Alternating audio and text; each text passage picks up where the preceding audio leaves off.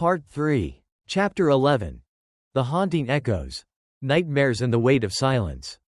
The gentle soil of Krasnoe, though physically embracing Dmitri Ivanovich Volkov once more, offered no immediate balm to the profound, unseen wounds he carried. The warmth of his izba, the familiar faces of Anna, Fyodor, and Maria, the quiet rhythm of the village, all these elements of his longed-for home struggled against a pervasive internal darkness that had taken root in his soul during the crucible of war. The joyous effervescence of the reunion had faded, replaced by a subtle, agonizing chasm between the man who had returned and the world that had, mercifully, remained untouched by the inferno.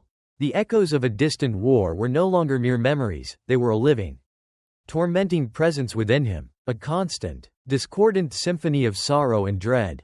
Dmitri wrestled not with the physical demands of labor, for his body, though weary, remembered the land's language, but with the relentless assault of his own mind. Sleep, once a deep, restorative plunge into oblivion, had become a treacherous landscape of terror. Each night, as the village settled into its peaceful slumber, his own rest was shattered by persistent nightmares. He would be back in the mud of the trenches, the air thick with the stench of gunpowder and decay, the sky illuminated by terrifying flashes of artillery fire. He would hear the deafening roar of cannons, the piercing screams of the wounded, the guttural shouts of men charging into inevitable slaughter. He saw the contorted faces of the fallen, the vacant eyes of the dead, faces he knew and faces he did not, all forever burned into his memory. He felt the cold, impersonal thrust of a bayonet, the sickening thud of a falling body. He would wake with a gasp, his body slick with cold sweat, his heart hammering against his ribs, the horrors of the battlefield as vivid and real as the rough straw mattress beneath him. Anna, with the acute sensitivity of a devoted wife, always woke with him. She would find him trembling, his eyes wide and haunted, staring into the darkness of the izba. She would reach for him, her hand gentle on his clammy brow, her voice a soft, soothing murmur. "Dima, my love, you are home, you are safe." It was but a dream. She would hold him close, stroking his hair, her presence a tangible anchor in the raging storm of his mind. He would cling to her, burying his face in her familiar scent, trying to ground himself in her warmth, in the comforting reality of Krasnoe. Yet, even in her arms, the echoes lingered, the cold dread persisting long after the images had faded. These nocturnal terrors bled into his waking hours, manifesting as fits of melancholia that settled upon him with a crushing weight. The simplest tasks of daily life, once a source of quiet contentment, now felt arduous, imbued with a profound sense of futility.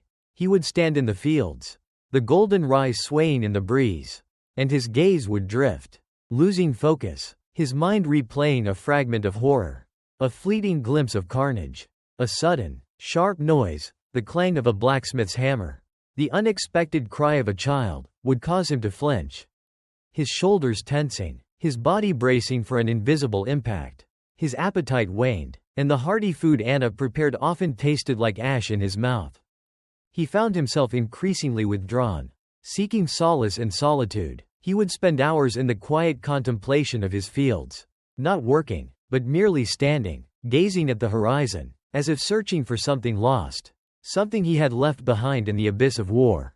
He would retreat to the quiet sanctity of the stable, the rhythmic breathing of the horses a soothing balm, the familiar scent of hay and warm animal breath a faint echo of the peace he once knew. Here, away from the questioning eyes of his family, away from the unspoken expectations of the village, he felt a fleeting respite from the constant battle within his own mind. His family, though filled with immense love and concern, struggled to understand and reach him. Anna tried, tirelessly and patiently. She would speak to him gently, try to draw him into conversation about the village, about the children, about the future of their land. But Dmitri found himself unable to articulate the horrors he had witnessed. The words simply would not come. How could he describe the screams of dying men to a woman who had only known the cries of children? How could he convey the stench of death and gunpowder to a family steeped in the wholesome sense of rye and wood smoke? How could he explain the profound moral ambiguities, the utter dehumanization, the chilling realization of man's capacity for evil, to souls as pure and innocent as theirs? The truth, he knew, was too terrible to share. Too alien to a world that had remained untouched by the inferno. To try would be to wound them. To drag them into the abyss he had just escaped. To taint their peace with the indelible stains of his own suffering. So, he retreated into a profound, painful silence. A wall erected between his inner world of torment and the outer world of their enduring love. This silence, though a form of self-preservation, became a source of agonizing frustration for Anna. A barrier she longed to breach. She would watch him, her heart aching, seeing the ghost of the battlefield in his distant eyes. Dima, she would plead softly, her hand reaching for his. Speak to me, tell me what burdens you. Let me share your sorrow. But he would only shake his head. His face shuddered, his lips pressed into a thin, unyielding line. There is nothing to tell. Anna, it is past. It is simply the weariness. His words, though meant to reassure, only deepened her sense of helplessness. Her frustration at being unable to penetrate the fortress he had built around himself. His children, sensing the profound change in their father, also struggled to connect. Fyodor, now 9, with his serious, observant eyes, would watch his father with a quiet apprehension. He longed for the father who would toss him playfully in the air. Who would laugh easily? Who would tell him stories of the land? Instead, he saw a man who moved with a new solemnity, whose gaze often seemed to pass right through him, whose smiles were rare and fleeting. Fyodor, in his youthful innocence, sometimes believed his father was displeased with him. Unable to understand the unseen battle raging within Dmitri, he would try to please him, working harder in the fields, attempting to mimic his father's old movements. But Dmitri's quiet distance remained, a profound disappointment for the boy. Maria, still a child of 7, retained more of her innocent cheerfulness, but even she seemed to sense the shift in the family's atmosphere. She would bring him wildflowers, or try to coax him into a game, her small hands tugging at his tunic. Dmitri would force a smile, stroke her hair, but his heart felt too heavy to truly engage, too burdened to respond with the boundless joy she once inspired. Her simple, unburdened presence sometimes felt like a painful reminder of the innocence he had lost, a purity he could no longer access.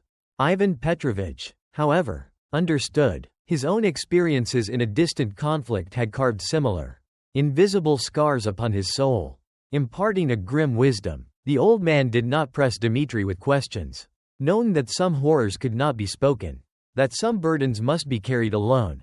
He merely watched, his ancient eyes discerning, his presence a quiet, unwavering anchor in the turbulent sea of Dmitri's pain.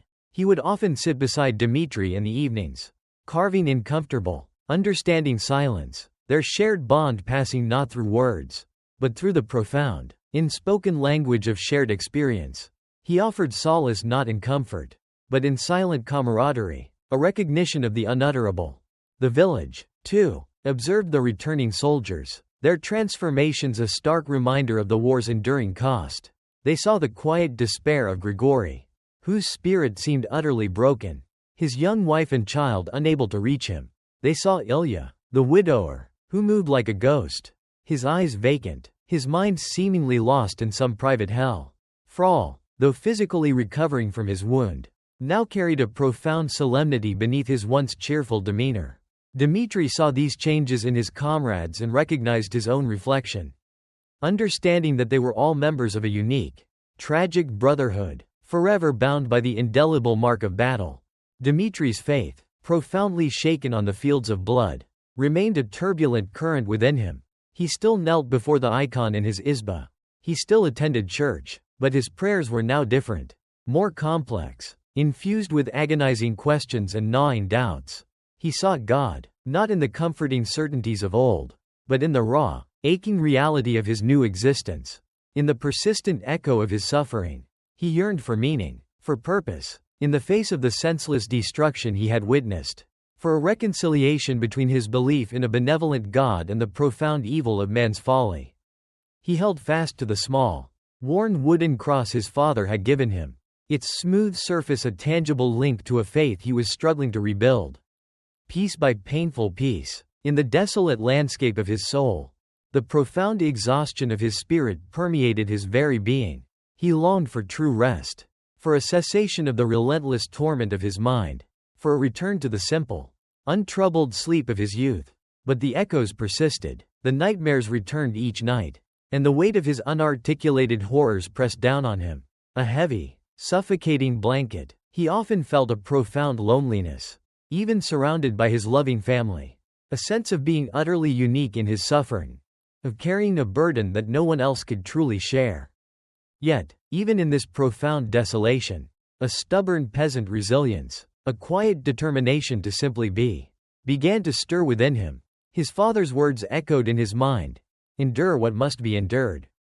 He had endured the physical horrors of war, and now he was called to endure the spiritual desolation of its aftermath. He knew he could not surrender entirely to despair. He would continue to work the land, to provide for his family, to perform the outward rituals of his faith. Even if his heart felt hollow, he would not allow the war to utterly consume him, to steal his very soul. He often walked alone through the fields at twilight, when the boundaries between the visible and invisible worlds seemed to blur. He would gaze at the vast, indifferent sky, then at the familiar earth beneath his feet, seeking a connection, a sign of order, a glimmer of the divine presence he had once so easily perceived. He was a man suspended between two worlds, the brutal chaos of the past and the elusive peace of the present. His steadfast heart, though scarred and profoundly weary, was still beating, still yearning, still fighting to find its way back to a true, enduring peace, even if that peace had to be forged anew, piece by painful piece, from the raw material of memory and unspoken sorrow. The echoes of the distant war were his constant companions, a somber symphony that played unendingly within the depths of Dmitri's soul. Chapter 12. Replanting the Roots. Labor as a Path to Solace. The autumn deepened, transforming the fields of Krasnoe from a vibrant tapestry of gold and green into a somber palette of ochre and russet. The air grew crisp, carrying the scent of damp earth and decaying leaves, a melancholy fragrance that spoke of endings and beginnings. For Dmitri Ivanovich Volkov, whose soul remained a battlefield of haunting echoes and unanswered prayers, this seasonal transition mirrored the profound, arduous process unfolding within him. The initial shock of return, the raw grief of separation, had given way to a quieter, more pervasive struggle. His family, though loving, could not fully penetrate the fortress of his silence, and his mind, tormented by nightmares, found little solace in rest. It was in the very soil of Krasnoe, in the demanding, unyielding rhythm of the land, that Dmitri began to seek a perverse, yet undeniable, form of therapy. He immersed himself in demanding physical labor, embracing its unyielding demands with an almost desperate fervor. He rose before the first hint of dawn, his body aching from restless sleep, and walked directly to the stable, finding a strange comfort in the familiar scent of horses and hay. He would work relentlessly, from sunrise to sunset, often long after his father, Ivan Petrovich, and his neighbors had ceased their toil. His hands, though still bearing the scars of war, rediscovered their innate strength, their intuitive understanding of the earth's demands. He moved with a quiet, grim efficiency, his movements economical, almost ritualistic, as if each act of labor was a deliberate assertion of his will against the chaos that reigned within. He would guide the plow through the fallow fields, the heavy wooden handles warm and familiar in his calloused hands, the rhythmic turning of the dark earth, the smell of freshly upturned soil, the slow, arduous progress of the furrow behind him. These tangible realities offered a profound, if unspoken, comfort, in the monotonous repetition of the plow, the vastness of the field, and the sheer physical exhaustion. He found a temporary respite from the relentless torment of his memories. The clang of the plowshare against a hidden stone, the groan of the harness, the steady breathing of the horses, these simple, elemental sounds drowned out the echoes of distant cannon fire, the screams of the wounded. He felt his muscles strain, his back ache, his sweat mingle with the dust of the earth, and in that pure physical exertion, he found a momentary, precious oblivion. The rhythm of the seasons and the work itself became a form of silent therapy. He cleared new ground, felled trees in the distant woods, splitting the logs with powerful, rhythmic swings of his axe, the clean crack of wood against wood a sharp, satisfying sound. He rebuilt crumbling fences, mended worn tools, endlessly preparing the land for the next cycle of life. These were tangible acts of creation, of repair, of continuity. In stark contrast to the destruction he had witnessed, each splinter of wood, each stone cleared, each furrow turned, was a small, incremental step towards grounding himself again, towards rebuilding not just his farm, but the fragmented landscape of his soul. The earth, in its unwavering constancy, became his confessor, his silent healer. It demanded no words, no explanations, no recounting of horrors. It simply demanded honest labor, sweat, and patience, and in return, it offered a profound, unyielding reality that anchored him to the present moment, to the simple, undeniable truth of existence, when his mind threatened to drift back to the horrors of the battlefield, to the faces of the fallen. He would plunge his hands deeper into the soil, feeling its cool, living energy, or grasp the rough wood of a tool, focusing on the immediate sensation, the tangible weight of his task. Anna, with her profound sensitivity and unwavering love, observed these changes in Dmitri. She saw his relentless work, his almost desperate immersion in labor. She understood, with a profound intuition that transcended words, that this was his way of wrestling with the unseen demons that tormented him. She no longer pressed him for explanations, for recountings of the horrors. Instead, she supported him in the only way she knew how, by ensuring his meals were hearty, his clothes mended, his home a sanctuary of quiet comfort. She would watch him from the izba doorway, her heart aching with a mixture of love and silent sorrow, understanding that his chosen path to solace was one she could only observe from afar. His children, Fyodor and Maria, too, noticed the shift in their father. He still moved with a quiet solemnity, but his hands were constantly busy, engaged in purposeful work. Fyodor, now older and more discerning, often joined his father in the fields or by the stable, working silently beside him, learning the rhythm of his labor, absorbing the quiet lessons imparted by his father's actions. He saw the strength in his father's resolve, the tireless dedication to the land, and found a new kind of respect for the man who had returned. Maria, still full of innocent curiosity, would bring him wildflowers as he worked, laying them carefully on the ground beside his tools, a silent offering of love and a plea for connection. Dmitri would pause, take the flowers, and offer a rare, fleeting smile, his heart warmed by her simple, unburdened affection. Ivan Petrovich, with the wisdom of a man who had seen similar struggles in his own generation, understood Dmitri's need for this relentless toil.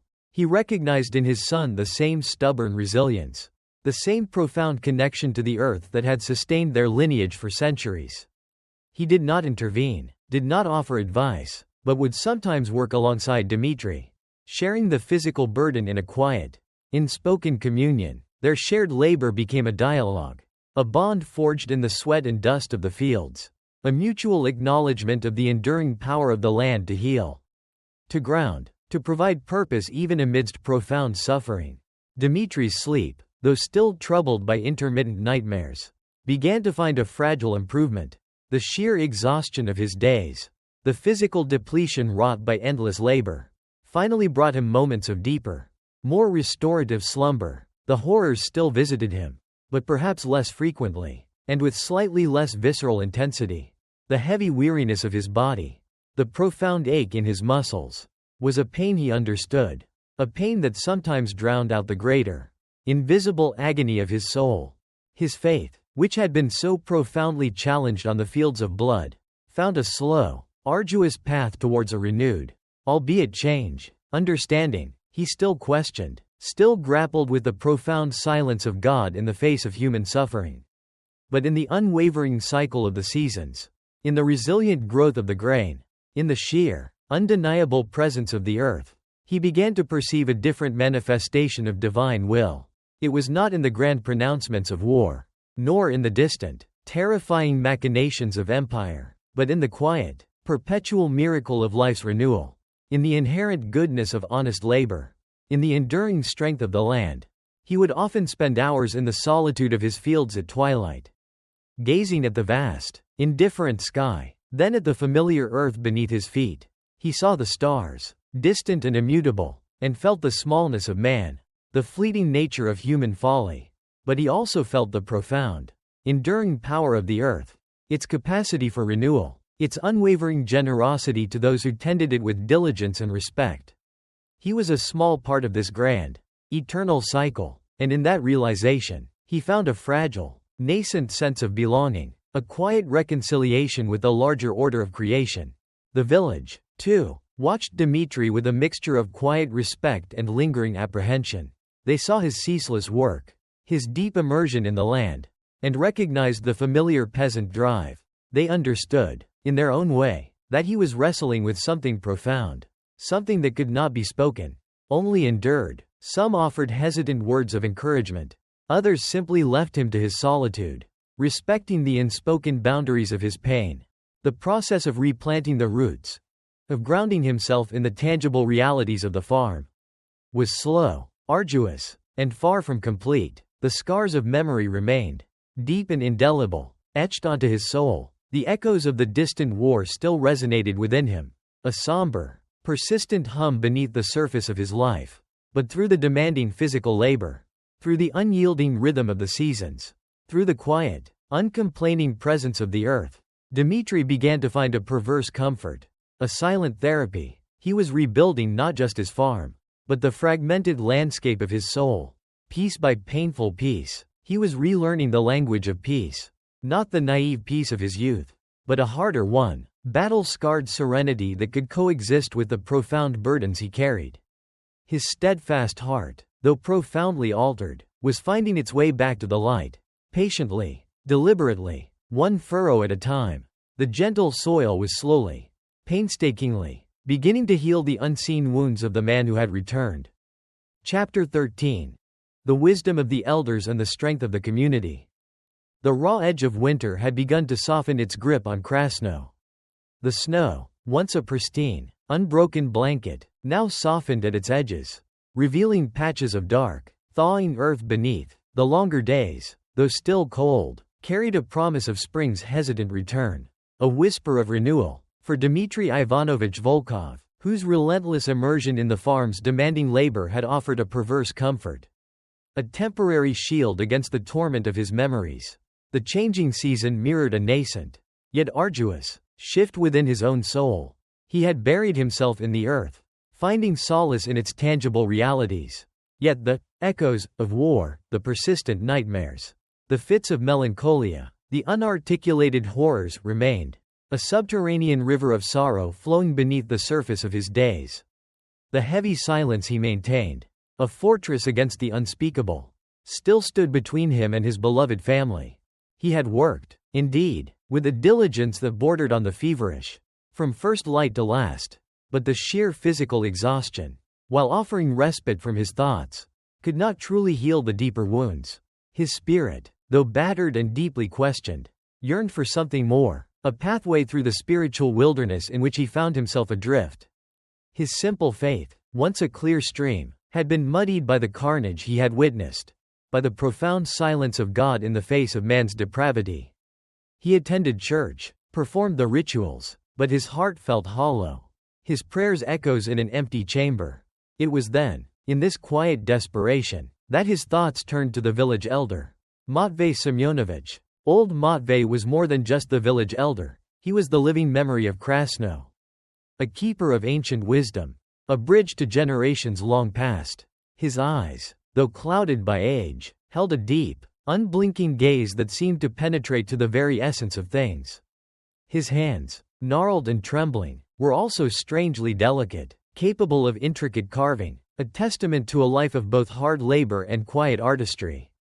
He had seen much in his almost 90 years, famines and bountiful harvests, the passing of czars, and the distant rumblings of past wars, including the very one that had claimed Dmitri's father, Ivan Petrovich, for a quarter century. If anyone could understand the complexities of human suffering, of faith in a world scarred by folly, it was Matvey. One gray, blustery afternoon, Dmitri found himself walking towards Matvey's izba, the chill wind whipping at his coarse tunic. His steps were hesitant, weighted not by physical fatigue, but by the immensity of the unarticulated burdens he carried. He knocked softly on the old man's door, feeling a profound mixture of apprehension and desperate hope.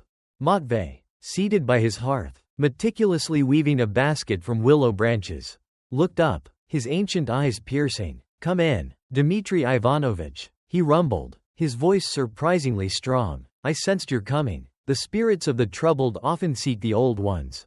He gestured to a low stool by the fire. "Sit. The air is cold, and your soul, I feel, is colder still." Dmitri sat, feeling an unaccustomed lump in his throat. He had come seeking counsel, but found himself unable to speak. The words of his torment caught in his throat, too vast and terrible for articulation. He simply sat in silence, gazing into the dancing flames, the warmth of the fire a faint comfort against the chill within. Matvey continued his weaving, his gnarled fingers moving with a slow, deliberate rhythm. "The war has left its mark upon you, Dima," he finally said, his voice soft, compassionate, as it has upon all who have seen its face. "You carry the dust of distant fields in your spirit, and the blood of fallen men." He paused, his eyes fixed on Dmitri. "Tell me not of the battles, for those words are for the uninitiated. Tell me of the quiet places, of the wounds in your soul." And so, slowly, painstakingly, Dmitri began to speak, not of the explosions or the charges, but of the pervasive silence that followed, of the coldness of death, of the blank stares of the fallen. He spoke of the stench, of the mud, of the dehumanizing drills. He spoke of the terrifying questions that plagued him. Where was God in such senseless slaughter? Why did the innocent die? What was the purpose of such immense, overwhelming suffering? His voice was low, rough with emotion, raw with a grief he had long suppressed. He recounted the moments of profound moral ambiguity, the acts of casual cruelty he had witnessed, the struggle to reconcile the gentle teachings of his faith with the brutal realities of man's capacity for evil. The words, once trapped, now flowed, haltingly at first, then with a torrent of suppressed agony. Matvey listened in silence, his fingers never ceasing their rhythmic weaving, his gaze fixed on some distant point. He offered no immediate answers, no easy platitudes. When Dmitri finally fell silent, exhausted, the old man simply nodded. "Yes," he murmured, his voice gentle. "These are the echoes. They linger long after the guns fall silent. I saw them in your father's eyes, too, when he returned, a ghost of a man, haunted by a past he could not name." "But how, Father Matvey?" Dmitri finally managed, his voice barely a whisper. "How can one believe in God, in goodness, after witnessing such things? My faith, it is shattered. It is lost." Matvey laid his basket aside, his hands now resting in his lap, their gnarled fingers intertwined. His gaze was fixed on the fire, his profile silhouetted against the dancing flames, profound wisdom radiating from his ancient eyes. "Faith, Dima, is not a flawless pane of glass that shatters into 1,000 pieces when struck by a stone. No, it is more like the great oak tree outside. Its roots run deep, unseen. A storm may tear off its branches, strip its leaves bare, even split its trunk, but the tree endures, for its roots hold fast. Your faith was born of innocence, of the gentle soil of Krasnoe. But the war, that was a storm. It ripped away your branches. It stripped your leaves. But it also forced your roots deeper. Dima, if you let them, it forced you to seek God not in the easy sunlight, but in the dark, cold earth of suffering." He paused, leaning forward, his voice a low rumble. "God is not only in the grand, visible miracles, Dmitri. He is not only in the thunder of cannons, or in the Tsar's pronouncements. He is in the suffering. He is in the endurance. He is in the smallest act of kindness between men in the deepest abyss. He is in the hand that offers water to a dying enemy. He is in the shared silence of fear. He is in the willingness of a man to bear another's burden, even when his own back is breaking. He is in the terror of a mother, and in the promise of a son to return. Your faith must now be born not of innocence, but of suffering, of knowing the darkness, and still choosing to seek the light, of knowing man's folly, and still believing in his capacity for grace. This is a harder, deeper faith, Dima. A steadfast faith." Matvey continued, his voice weaving a tapestry of wisdom born of centuries of peasant suffering and spiritual perseverance. He spoke of the ancient cycles, of the earth's relentless turning, of the necessity of winter for the coming of spring. The war was your winter, Dima, a bitter, brutal winter, but even in the deepest snows, life stirs beneath the ground. You must now find that life. Not by forgetting, for the dead demand memory, but by carrying their memory with strength, with purpose, for their sakes, and for the sake of those who live. He spoke of the strength of the community, the profound bonds that held them together, even in the face of external calamities. We are all threads in the same cloth. Dima, when one is torn, the others must hold fast, must reweave. You return to a community that loves you, a family that yearns for you. Their love is also a part of God's grace. Let it touch you. Do not shut yourself away, for that is another kind of death. Dmitri listened, his heart slowly, painfully, beginning to unfurl from its tightly coiled despair. Matvey's words were like water on parched earth, nourishing a spirit long withered. He had sought God in the grand and the abstract, and found only silence, but Matvey pointed him to the small, tangible acts of humanity, to the quiet endurance of life itself, to the profound mystery of grace in the face of suffering. His faith, he realized, was not lost, it was being transformed, refined, made stronger through the very ordeal that had threatened to shatter it. In the days and weeks that followed, Dmitri began to slowly, cautiously, reconnect with the comforting rituals of his community with a new, more profound understanding. He continued his relentless labor. But now, his work felt less like a desperate escape and more like an act of deliberate intention. A tangible connection to the cycle of life that Matvey had spoken of. He attended church services with a renewed sense of presence, his mind not seeking easy answers, but simply allowing himself to be immersed in the familiar hymns, the scent of incense, the shared murmurs of prayer. He felt the collective grief of his village for the fallen, but also their quiet resilience, their enduring faith, their tenacious clinging to life. He sought out other men who had returned from the war, even those from distant villages, now living in Krasnoe or nearby. He would sit with them in the communal areas, in the warmth of the izba of the village headman, Stepan Mikhailovich, or in the smoky dimness of the local tavern. They spoke little of the horrors they had witnessed, for words were inadequate, but in the shared glances, in the quiet nods of understanding, in the unspoken knowledge that passed between them, Dmitri found a profound solace, a unique kind of camaraderie. They were a brotherhood of shared experience, silent witnesses to the indelible scars of memory. He began to understand that his solitude, though a necessary respite, was also a barrier, and that true healing required connection, a shared bearing of burdens. He immersed himself more consciously in the communal work of the village, finding a deeper meaning in the shared effort. When a neighbor's roof needed mending, or a field needed clearing, Dmitri would offer his strong hands without hesitation, his quiet labor a form of unspoken communion. He found a new kind of satisfaction in these collective efforts, in the feeling of being part of a larger, enduring whole, a community that had weathered countless storms together. The earth itself, now covered in snow, demanded patience and collective foresight, reinforcing the lessons of endurance Matvey had spoken of. His interactions with Anna and the children also began to shift. Subtly, imperceptibly at first, he still carried a solemnity, a deep shadow in his eyes. But he was more present, more receptive to her touch, to her words. He would sometimes hold her hand in the evenings, his grip firm and reassuring. He still woke with nightmares, but he would now tell her, briefly, disjointedly, fragments of the horrors, his vulnerability a painful yet profound step towards healing. She would listen, her heart aching for him, but also filled with a renewed hope, knowing that he was slowly, painstakingly, finding his way back to her. To them, his children, Fyodor and Maria, too, found their father more accessible. Dmitri would spend longer moments with them in the evenings, teaching Fyodor new knots, helping Maria with her small garden. He still struggled to articulate the depths of his experiences, but he communicated in other ways, through his steady gaze, his gentle touch, his unwavering presence. He learned to play with Maria again, to find joy in her innocent laughter, a joy that now felt more precious, more hard-won. The wisdom of Matvey, woven into the fabric of daily life, became a constant guide for Dmitri. The old man never lectured, never demanded, he simply was, a living testament to endurance, to faith born of suffering.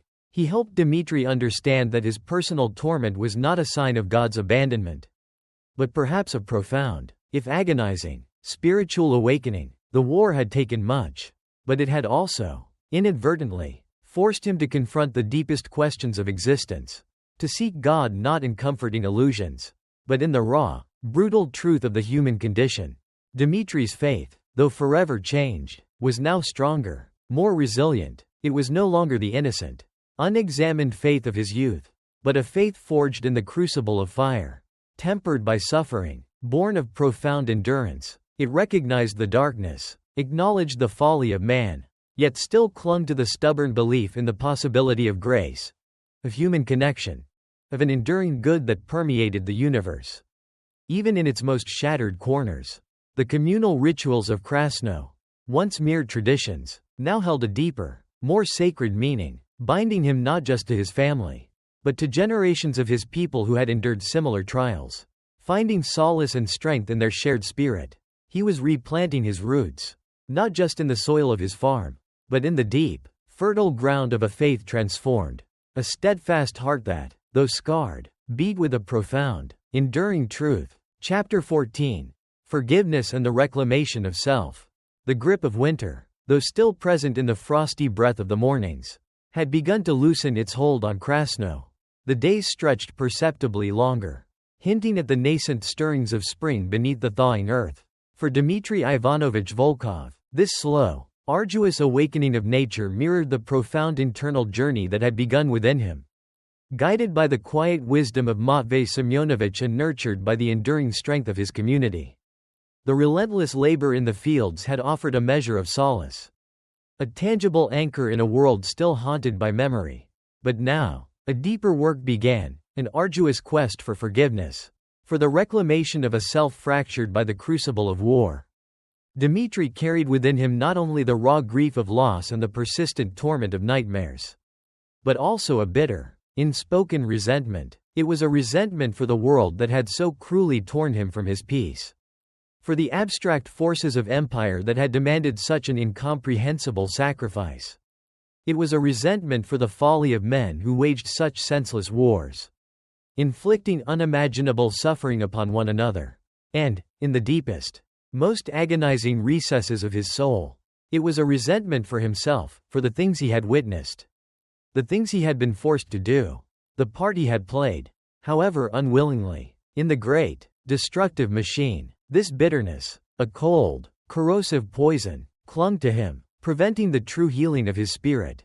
Matvei, with his profound understanding of the human heart, had seen this bitterness in Dmitri's eyes, sensed it in his quiet withdrawal. He spoke often, not with direct commands, but with parables and observations rooted in the cycles of life and death, of sowing and reaping. The earth, Dmitri, Matvei had mused one afternoon, as they sat by the hearth, the snow melting from their boots. When it is left untended, when it is choked with weeds and resentment, it yields no harvest. It demands patience, and it demands forgiveness. Forgiveness for the harsh winter, for the sudden drought, for the unpredictable hail, forgiveness for the stones that mar its surface, for the roots that resist the plow. Only then can it truly give life anew. These words, steeped in the peasant's intimate knowledge of the land, resonated deeply within Dmitri. He understood the analogy. His soul, choked with the weeds of bitterness, yielded no true peace. He yearned for the serenity he had once known, for the unburdened heart of his youth. And he began to realize, with a chilling clarity, that true peace comes not from forgetting the past, but from releasing the burden of bitterness. It was a path not of weakness, but of profound strength, a conscious act of will against the corrosive power of resentment. His journey towards forgiveness began with a profound internal reckoning, a slow, agonizing process of peeling back the layers of his own pain. He first grappled with forgiveness for the world, for the vast, impersonal forces that had shattered his tranquil existence. He meditated on Matvei's words, "Man, in his pride, often strays far from the path of righteousness." He saw the war not as a divine judgment upon him, but as a tragic consequence of human folly, a collective straying from God's path. This realization did not excuse the suffering, but it allowed him to separate the immense, indifferent machinery of empire from the direct, personal grace he still glimpsed in the world. He began to pray for the world, for its misguided leaders, for the suffering of all people, a prayer born not of despair, but of a burgeoning compassion that transcended his own pain. Then came the arduous task of forgiveness for others.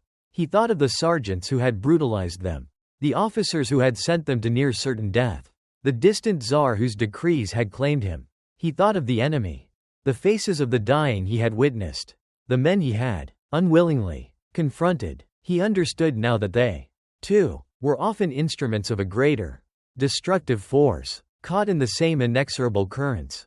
He remembered Pyotr's quiet act of mercy towards the dying Turk, Ivan's selfless burden-bearing. These small, fleeting moments of grace, once mere glimmers in the abyss, now became beacons, reminders of the enduring human capacity for good, even amidst unimaginable evil. He began to see that forgiveness was not about excusing the actions of others, but about releasing himself from the corrosive hold of anger and hatred, allowing his own spirit to breathe.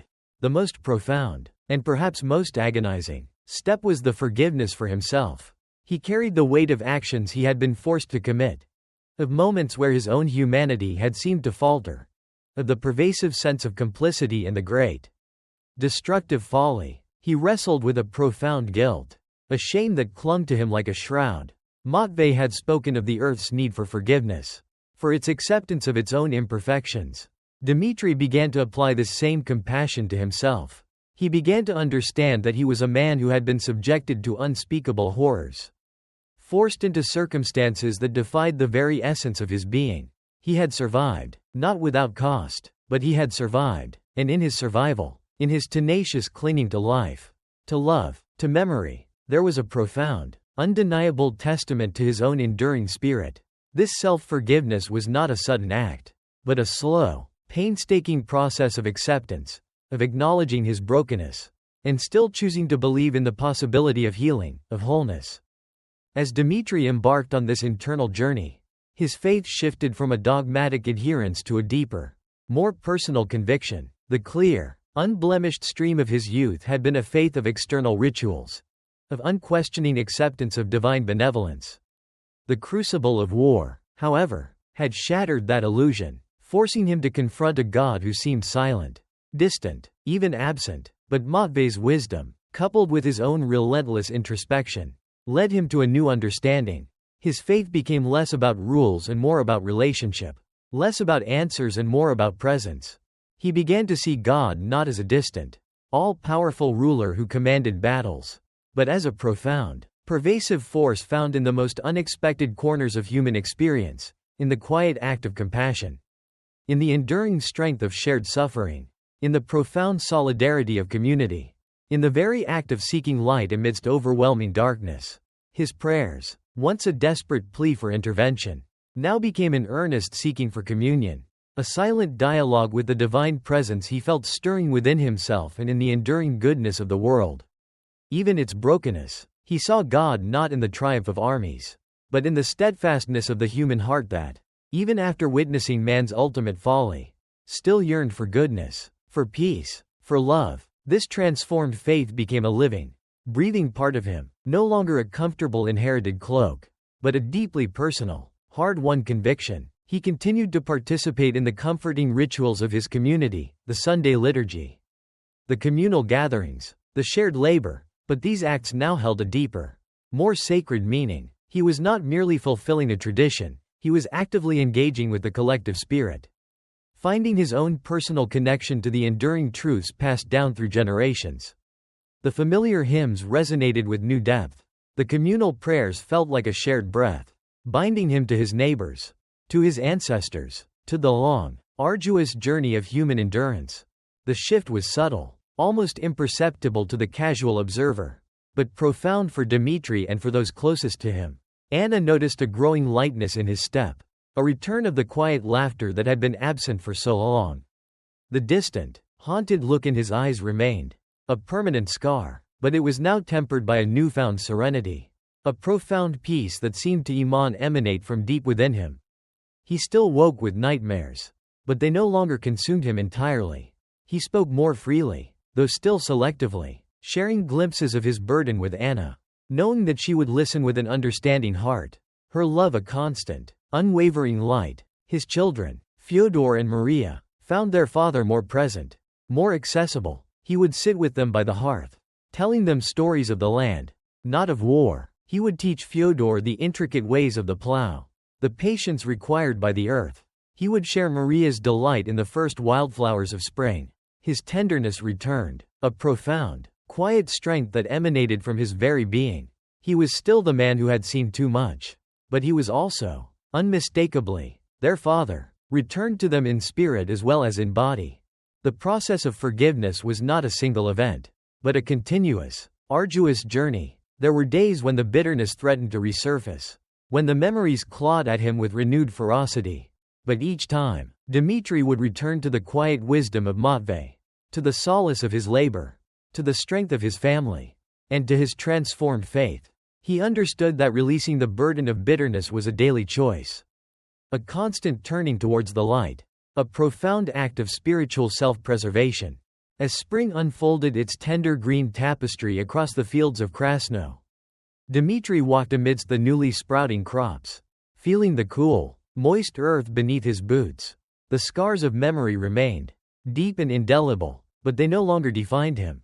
He was a man who had traversed the abyss, who had witnessed man's profound folly, but who had, through an arduous journey of forgiveness and spiritual reckoning, reclaimed his self. His faith, born of suffering and forged in the crucible of endurance, was now a deeper, more personal conviction, an unshakable inner light. The echoes of the distant war still resonated within him, a somber hum beneath the surface of his life, but they no longer commanded his soul. For Dmitri Ivanovich Volkov, true peace was not the absence of storms, but the steadfastness of a heart that, having weathered the tempests of war and despair, had learned to forgive, to accept, and to find grace even in the profound silence of God. He was, truly, a man reconciled with his past, embracing his present, and stepping, with quiet strength, towards an uncertain but hopeful future. Chapter 15. A New Harvest. Love reaffirmed and purpose rediscovered. As the last vestiges of winter melted into the thawing earth, giving way to the tender, burgeoning promise of spring, a new vitality began to stir in Krasnoe. The land, freed from its icy embrace, exhaled a moist, earthy fragrance, signaling the eternal cycle of renewal. For Dmitri Ivanovich Volkov, this vibrant awakening of nature mirrored a profound, if arduous, blossoming within his own soul. The journey of forgiveness, of reconciling himself with the world's harshness and his own past, guided by Matvey's quiet wisdom, had begun to yield a fragile, yet undeniable, harvest. The bitterness that had once clung to him like a shroud slowly receded, replaced by a nascent serenity born not of innocence, but of suffering and enduring faith. Yet, true reconciliation with his own being demanded more than internal processing.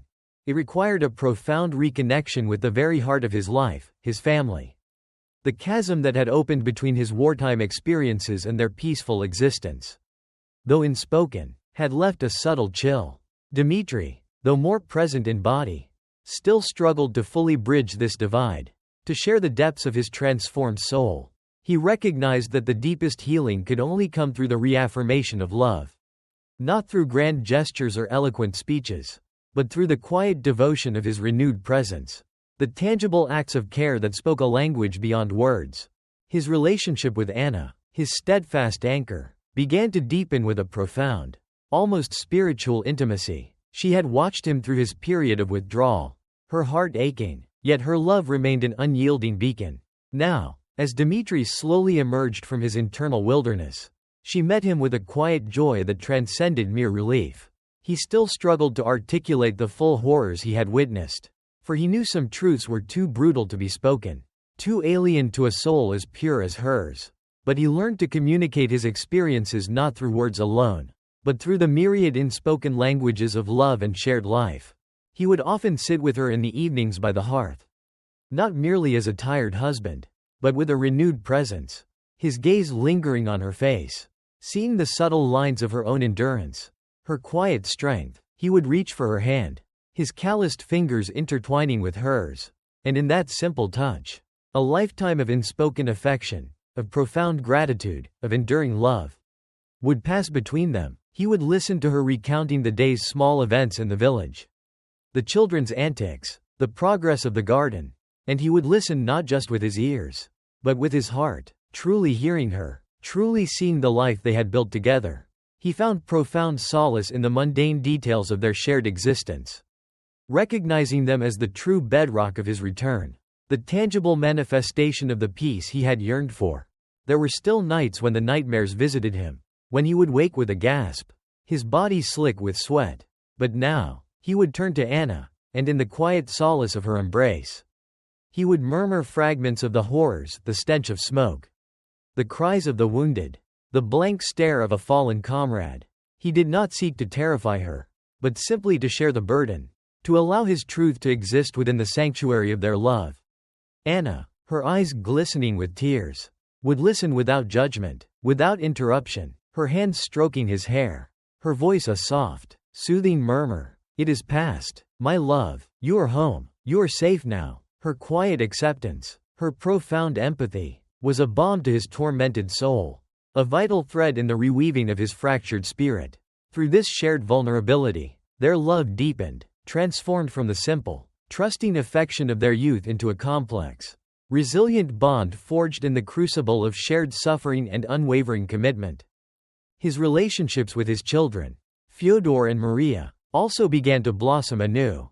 Like the tender shoots of spring, Fyodor, now growing rapidly, had carried the burden of responsibility during his father's absence with a solemn diligence. He still looked at Dmitri with a quiet awe, a silent questioning in his serious eyes. Dmitri recognized the boy's need for a father. Not a soldier, but a guide, a steady hand. He devoted himself to teaching Fyodor the intricate wisdom of the land, sharing the lessons passed down from Ivan Petrovich and generations of Volkovs. They would walk the fields together, Dmitri pointing out the subtle signs of the soil, the promise in each sprouting seed, the rhythm of nature. He taught Fyodor not just the mechanics of farming, but the deep reverence for the earth, the patience, the humility. Their conversations were not about grand ideals, but about tangible realities, the weight of the plow, the health of the horses, the proper way to mend a fence. In these shared acts of labor, a profound understanding passed between father and son, a quiet legacy of purpose and resilience. Maria, his little flower, with her boundless energy and innocent joy, provided a unique kind of healing. She would still tug at his hand, her small fingers demanding his attention, her laughter echoing like tiny bells through the izba. Dmitri would spend long moments with her, helping her with her small garden, patiently explaining the mysteries of growing things. He found a profound, almost dizzying joy in her unburdened spirit, in her capacity for simple delight. Her innocent questions about the world, her effortless laughter, acted as a powerful antidote to the darkness that still lingered within him. He learned to play with her again, to throw aside his solemnity, to find grace in her simple embrace, recognizing that true purpose was often found in the most unadorned acts of love and connection. Her presence was a constant reminder of the purity he sought to reclaim, the light he yearned to embody. Dmitri began to find a sense of purpose not in grand ideals, but in the simple acts of caring for his family and the land. The abstract notions of empire, of glory, of distant wars, which had once threatened to consume him, now seemed distant and empty, mere shadows against the vibrant reality of his hearth and his fields. His duty was no longer dictated by the Tsar's distant decree, but by the tangible needs of Anna, the budding curiosity of Fyodor, the innocent joy of Maria, and the unyielding demands of the black earth beneath his feet. This was his true battleground, his true purpose, to cultivate life, to nurture growth, to protect and provide for those he loved. He embraced the daily routines with a renewed vigor, a quiet dedication that transcended mere obligation. He repaired the roof of their izba, ensuring it was sound against the coming rains. He meticulously mended the farming tools, his hands working with practiced skill, finding a deep satisfaction in the craftsmanship. He spent hours with his horses, grooming them, speaking to them in soft murmurs, establishing a silent bond of mutual respect. Each act of care, each small repair, each moment spent tending to the living things around him, became a deliberate affirmation of his commitment to life, a quiet act of defiance against the destruction he had witnessed. His transformed faith, forged in the crucible of suffering and deepened by Matvei's wisdom, became inextricably linked to this renewed purpose. God was no longer a distant, inscrutable force whose will was manifest in grand, terrible events. He was present in the enduring love of his family, in the resilience of the earth, in the quiet miracle of growth. He saw divine grace in Anna's unwavering devotion, in the children's innocent trust, in the tireless turning of the seasons. His prayers, though still infused with the echoes of past suffering, were now also overflowing with a profound, heartfelt gratitude for the tangible blessings that surrounded him. He recognized God's presence in the warmth of the spring sun on his face, in the scent of newly tilled earth, in the very act of planting a seed, believing in the future despite the lessons of the past. The bitterness that had once defined his internal landscape slowly yielded to a profound acceptance. He accepted the scars of memory, knowing they would forever be a part of him, but they no longer held him captive. He accepted the past, recognizing that true peace came from releasing the burden of bitterness, from choosing forgiveness. He understood that his purpose was not to erase the echoes of war, but to integrate them, to let them serve as a somber backdrop against which the vibrant tapestry of his renewed life could shine even brighter. As spring deepened, bringing with it the promise of the first great harvest of the year, Dmitri walked through his fields, his gaze sweeping across the tender green shoots emerging from the rich, black soil. He felt a profound sense of rootedness, a connection to the earth that was deeper and more resilient than ever before. His heart, once shattered, had been painstakingly pieced back together, not into its former, innocent shape, but into something stronger, more complex, capable of encompassing both profound sorrow and enduring joy. His purpose was clear, simple, and deeply profound: to care for his family, to tend his land, to live each day with quiet devotion and renewed presence. He was a man who had faced the abyss, witnessed man's profound folly, but who had, through an arduous journey of self-reckoning and spiritual transformation, found his way back to the light. The steadfastness of Dmitri's heart, forged in the crucible of war, tempered by suffering, and refined by forgiveness, was now a quiet, unwavering flame, illuminating the path forward, towards a new harvest of peace, love, and enduring truth. Chapter 16. The steadfastness of Dmitri's heart, a legacy of quiet strength. The years flowed over Krasnoe, each one adding new rings of wisdom to the ancient trees, new lines to the faces of its inhabitants, and new layers of experience to the very soil. The spring gave way to summer, summer to autumn, and autumn yielded to the deep slumber of winter, a ceaseless, unchanging rhythm that underscored the profound continuity of life. For Dmitri Ivanovich Volkov, these passing seasons marked not merely the relentless march of time, but the slow, arduous blossoming of a peace hard won from the crucible of war. A serenity forged in the fires of suffering and tempered by a deeply personal, transformed faith. The echoes of the distant conflict, though they never entirely faded, became less a torment and more a somber backdrop against which the vibrant tapestry of his life was woven, lending it a profound depth and an undeniable truth. Dmitri's later years in Krasnoe were not characterized by dramatic events or heroic deeds, but by a quiet dignity, a profound presence that seemed to emanate from the very core of his being. He had returned from the war a man irrevocably altered, his innocence shattered, his soul burdened by unimaginable horrors. Yet, through relentless labor, through the quiet counsel of Matvei Semyonovich, through the arduous journey of forgiveness and the reaffirmation of his love for Anna and his children, he had found a path back to himself, a new and deeper understanding of what it meant to be truly steadfast. He became, imperceptibly at first, and then with an undeniable clarity, a pillar of wisdom in the village.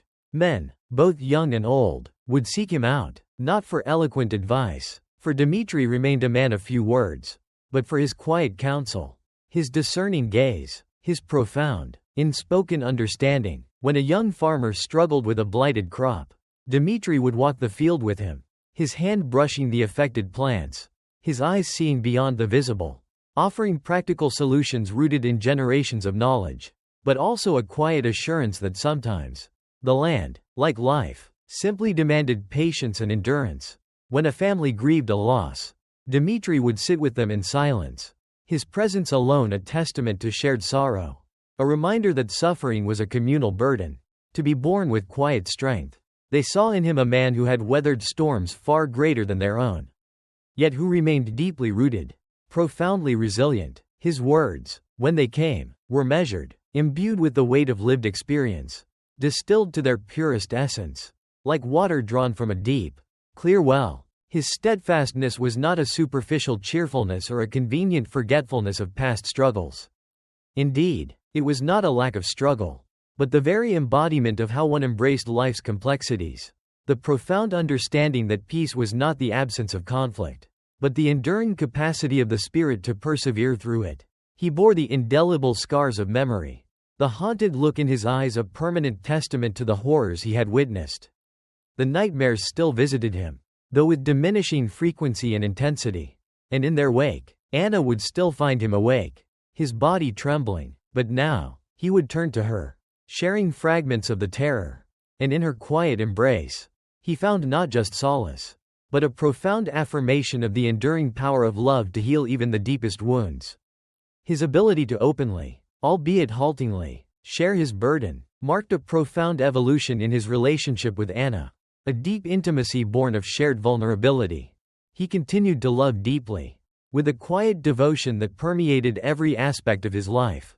His love for Anna became a rich, resilient bond, deepened by years of shared trials and triumphs, of unspoken understanding. He would watch her, a quiet tenderness in his eyes, seeing not just the woman he married, but the unwavering companion who had weathered the storms with him, whose simple faith had shone like a beacon in his darkest hours. Their connection was a testament to the enduring power of human affection. A love that had transformed from youthful passion into a profound, sacred partnership. His children, Fyodor and Maria, grew under his quiet guidance, absorbing his lessons not just through words, but through the unwavering example of his daily life. Fyodor, now a young man, inherited his father's serious eyes and his deep connection to the land. Dmitri taught him the intricacies of farming, the patience required by the earth, the reverence for its cycles. He taught him not just how to work the soil, but how to listen to it, how to respect its rhythms. He passed on the wisdom of Ivan Petrovich, of Matvey, of generations of Volkovs, teaching Fyodor that true strength lay not in dominance, but in harmonious coexistence, in diligent stewardship. He never spoke of the war to Fyodor in heroic terms, but hinted at its profound cost, subtly teaching his son the true nature of peace. Maria, with her vibrant spirit and boundless compassion, continued to be a source of profound joy for Dmitri. He taught her about the healing power of the natural world, about the beauty in small things, about the importance of kindness. Her laughter, once a poignant reminder of lost innocence, now became a celebration of life's enduring beauty, a testament to the grace that still existed in the world. Dmitri would often sit with her in the garden, guiding her small hands as she tended to the fragile shoots, and in those moments, he felt a profound sense of purpose, a quiet joy that eclipsed all past sorrows. He held onto his faith even after it had been profoundly tested, forging it anew into a deeper, more personal conviction. His faith was no longer the innocent, unquestioning adherence of his youth, but a robust, resilient belief, born of suffering and tempered by endurance. He had seen the depths of human depravity, the profound silence of God in the face of carnage. Yet he had found God not in the absence of pain, but within the very fabric of suffering, in the moments of unexpected compassion, in the enduring strength of the human spirit. His prayers, though still carrying the echoes of past pleas, were now imbued with a profound gratitude, a quiet acceptance of the mysteries of divine will. He continued to attend church, to participate in the ancient rituals, finding in the communal worship not just tradition, but a profound connection to the collective soul of his people, to a shared spiritual journey that transcended individual understanding. As Dmitri's later years unfolded, he became a living embodiment of the enduring human spirit, a legacy of quiet resilience for his children and grandchildren. He did not recount tales of battlefield glory, for there was none, but rather, he lived a life that spoke volumes about endurance, about the profound value of home, of family, of faith, and of the land. His hands, though aged, continued to work the soil, his movements deliberate and purposeful, a silent testament to his unwavering commitment to life. His eyes, though shadowed by memory, held a profound serenity, a hard-won peace that radiated outward, touching those around him. He was the man who had faced the abyss, who had witnessed man's profound folly, but who had, through a ceaseless, arduous journey of self-reckoning and spiritual transformation, found his way back to the light. His steadfastness was not an unmoving rock, impervious to storms, but a battered, resilient spirit, bending but not breaking, capable of holding both profound sorrow and enduring joy within its vast depths. He had learned that true peace was not the absence of struggle, but the capacity to embrace life's complexities, to love deeply even after profound loss, and to hold on to faith even when God's presence seemed to recede into silence. His grandchildren would sit on his knee, listening to his quiet stories of the land, of the old ways, of the wisdom of the earth. They saw the lines of weariness on his face, but also the deep, comforting warmth in his eyes. They sensed the immense wisdom he carried, a wisdom born of experience, not of books. They did not know the horrors he had seen, but they intuitively understood the profound peace that emanated from him, a peace that felt as ancient and comforting as the very soil of Krasnoe. The echoes of the distant war, though they continued to resonate within him, no longer commanded his soul. They were a part of his story, a part of his legacy, woven into the rich tapestry of his enduring spirit. Dmitri Ivanovich Volkov lived out his days in Krasnoe, a man reconciled with his past, embracing his present, and leaving behind a profound testament to the quiet strength of the human heart, to its capacity for steadfastness in the face of overwhelming adversity. His life became a living sermon, a testament to the enduring truths of faith, family, and the profound, healing power of the gentle soil of Mother Russia. He was, truly, a quiet titan of resilience, his steadfast heart a beacon in the enduring human story. And so, the quiet years passed, weaving themselves into the grand tapestry of Krasnoe's long history. Dmitri Ivanovich Volkov, a man who had left his peaceful village an innocent peasant and returned a scarred survivor, bore the indelible marks of his journey not as burdens, but as testaments to a profound truth. His life, measured in the patient turning of the seasons, the joyous growth of his children and grandchildren, and the ceaseless rhythm of the land, became a living sermon. He was a testament to the enduring power of faith, not as a naive belief untouched by suffering, but as a deep, personal conviction forged in the very fires of despair and doubt. The echoes of the distant war, though they resonated still within the hidden chambers of his memory, no longer held dominion over his soul. Instead, they served to illuminate the profound, resilient light that shone from within, a beacon of steadfastness for generations to come, proving that the human heart, when rooted in love and tempered by endurance, possessed an eternal, unbreakable strength. The short story ends here. Thank you for taking the time to listen to the story. Thank you. Goodbye and see you again in the next stories.